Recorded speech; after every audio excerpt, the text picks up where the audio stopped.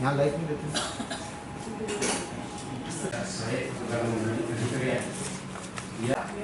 शिक्षक मतदारसंघाची जो निवडणूक होणार आहे त्याची ते आम्ही अनेक्षर बी आणि फर्स्ट शेड्यूल काल 30 सप्टेंबरला co-election.maharashtra.government.in आणि akola.government.in हे दोन्ही साईटवर मतदार जो यादी आम्ही तयार करणार आहे त्याच्यात जास्तीत जास्त यांची पण बैठक घेतली, त्यांना सगळं शेड्यूल समजून दिलं आहे. नोव्हेंबर नमुना 19 दावे व हरकती स्वीकारण्यासाठी अंतिम तारीख आहे. तसंही प्रारूप मतदार यादीची प्रसिद्धी 25 नोव्हेंबरला होणार आहे. मतदान जो आहे तो 25 डिसेंबर आहे. त्याच्याप्रमाणे 30 डिसेंबरपर्यंत आपली दर 6 वर्षात होतात.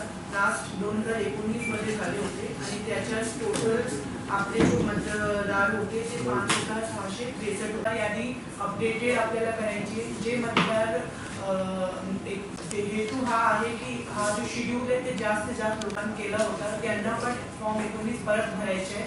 आणि जे राहून गेले होते त्यांना मी आवाहन करते की त्यांना अप्लिकेशन याच्यात नको आणि याच्यात फॉर्ज डॉक्युमेंट आम्हाला नको आहे.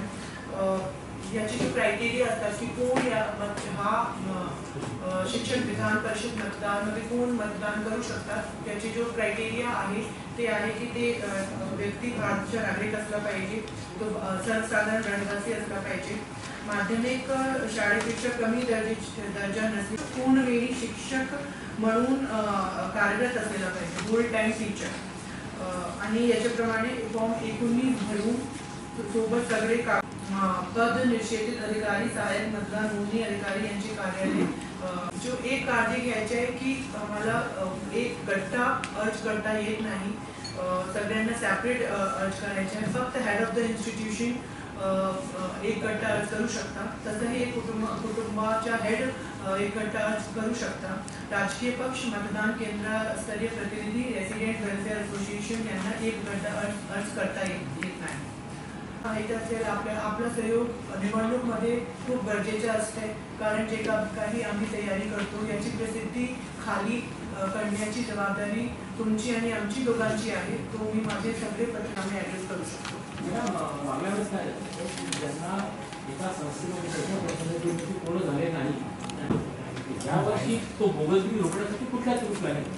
अधिकारी लोक तपासणी करणार आहेत, तर त्यांना स्ट्रिक्ट इन्स्ट्रक्शन देणार आहे की ते बोगस नाही याची खात्री करा. मतदार यादीमध्ये प्रसिद्ध होत आहे, तो पैसे होत आहे, तो व्यवस्थित चांगला तरी तुमच्या लक्षात राहील. कारण हे बोगस डॉक्युमेंट मला वाटतं ते फोटोशॉप करतात किंवा काहीतरी एजंट असते, तर तुमची जरी माहिती असेल असे कुठेतरी चालू आहे, तुमची लक्षात आला तो तुम्ही जेव्हा आम्ही याला तुमचा प्रश्न आहे की जे शिक्षक आता आपल्या केल्यानंतर त्यांना त्या संस्थेमध्ये पूर्ण झालेले नसतात, मतलब त्यांच्या फॉलोअप जरी राहिला, कारण त्यांच्यासाठी पण हा महत्त्वाचा आहे की जास्तीत जास्त आपले मतदार यादीमध्ये समाविष्ट लोक व्यक्ती व्हावे, तो एक तो त्यांच्या फॉलोअप राहणार आहे. बाकी अधिकाऱ्यांची जबाबदारी आहे की ते सर्टिफिकेट वगैरेमध्ये डिले होऊ नये आणि जो मतदार आहे त्यांना स्वतःचा फॉलोअप घ्यावा लागेल.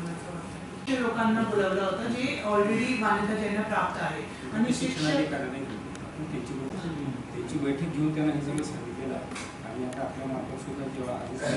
एक गठ्ठा अर्ज करता येणार नाही, त्यांनी कॅम्प घेऊन अर्ज केली तरी पण ते स्वीकार होणार नाही. पर्सनली इंडिव्हिज्युअली सगळे शिक्षक ज्यांना याच्यात आपली नोंदणी करायची आहे त्यांना स्वतः त्यांचे फॉर्म घेऊन यावं लागेल. त्यांची मदत करण्यासाठी किंवा प्रसिद्धी करण्यासाठी असे कॅम्प ते ठेवू शकतात, पण एक ठिकाणी असा गट होऊन गेला जो शेअर करायचे आहे. आपल्याकडे लिस्ट ऑफ एज्युकेशनल इन्स्टिट्यूट जे याच्यात RPA ॲक्ट सेक्शन 27 प्रमाणे जे शाळा याच्यात नोटिफाईड आहे, सेकंडरी स्कूल जे नोटिफाईड आहे त्याची यादी आहे आपल्याकडे. वाचून list of educational institute not lower in standard from that of a secondary school notified for the purpose of शाळा असली पाहिजे.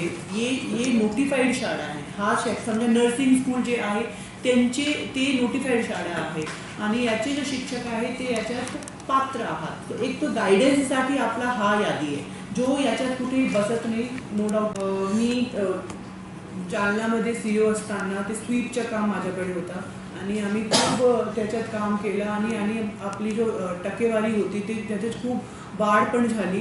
तर ते सगळे स्वीपची ॲक्टिव्हिटी आम्ही करणार. त्याच्यासाठी नोडल अधिकारी आम्ही आमचे जिल्हा परिषद सीओला करणार आणि स्वीपमध्ये लोकांपर्यंत जाऊन त्यांना पण याच्यात काय होतं ना, लोकसभा याच्यात आपले मतदार खूप कमी आहे. टोटल अकोलाचे मतदारही समजा लास्ट टाइम 5663 होते आणि याच्यात आपले डिव्हिजन हे 5 जिल्ह्यामध्ये आपले मतदार जो यादी आहे ते त्याचे मतदार 5 जिल्ह्याचे असणार. तो एक खूप कमी आहे. तो मला वाटतं याच्यात टक्केवारीचा विषय येणार नाही, कारण पर्सनली डेफिनेटली त्यांना तो फॉर्म 19 भरायचा आहे. बाकी आम्ही टेंटेटिव्ह यादी जसे आम्हाला मदतसाठी ये टोटल ये एज्युकेशनल इन्स्टिट्यूशनची लिस्ट दिली, तर आम्ही ये इन्स्टिट्यूशन खाली आपले जिल्ह्यामध्ये किती इन्स्टिट्यूशन आहे जे याच्यात बसू शकतात, त्याची त्याच्या शिक्षक किती आहात हे माहिती ते आम्हाला भरून तो देणार आहे. पण आम्ही पण अशी एक यादी तयार करणार. तो टेंटेटिव्ह आपल्याला कळेल की ये आपला टोटल मतदार आहात आणि ये जसे आमच्या जनगणनाप्रमाणे मला माहिती 18% वर आहे ते आपले मतदार. तो आपल्याला टेंटेटिव्ह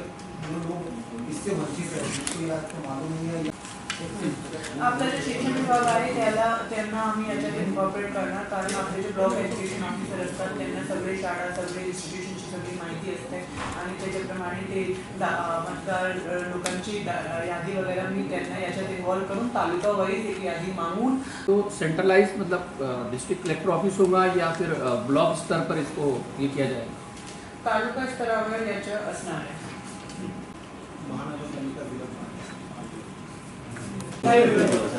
परत एकदा सांगत जिल्हा परिषद किंवा आरक्षणच्या काही शेड्यूल आता आला नाही.